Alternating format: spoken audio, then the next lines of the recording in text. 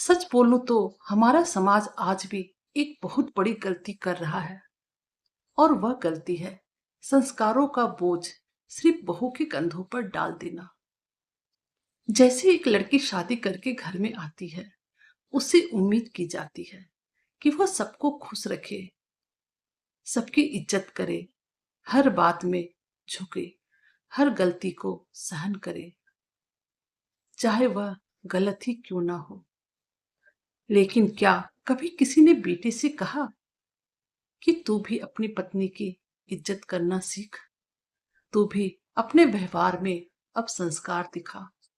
नहीं, क्योंकि हमने बेटे को तो यह सब सिखाया ही नहीं है कि रिश्ते सिर्फ लेने से नहीं बल्कि निभाने से चलते हैं।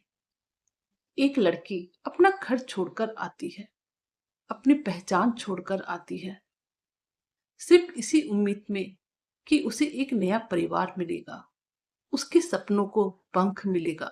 लेकिन जब उसी घर में उसे हर बात पर टोका जाता है, हर चीज के लिए रोका जाता है, हर कदम पर जज किया जाता है और उसकी कोई इज्जत नहीं की जाती है, तो सोचिए उस लड़की के दिल पर क्या गुजरती होगी। भले वह मुस्कुराती जरूर होगी, लेकिन वह अंदर से पूरी तरह टूट चुकी होगी। और सबसे कड़वा सच तो ये है कि जिस घर में इज्जत नहीं होती, वहां रहना भी एक सजा बन जाता है।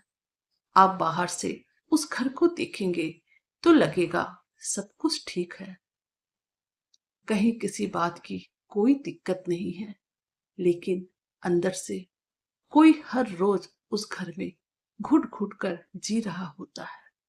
और फिर लोग कहेंगे कि आजकल की बहुएं तो एडजस्ट करना ही नहीं जानती। लेकिन यह कोई नहीं पूछता कि क्या उस घर ने उसे कभी अपनाया है।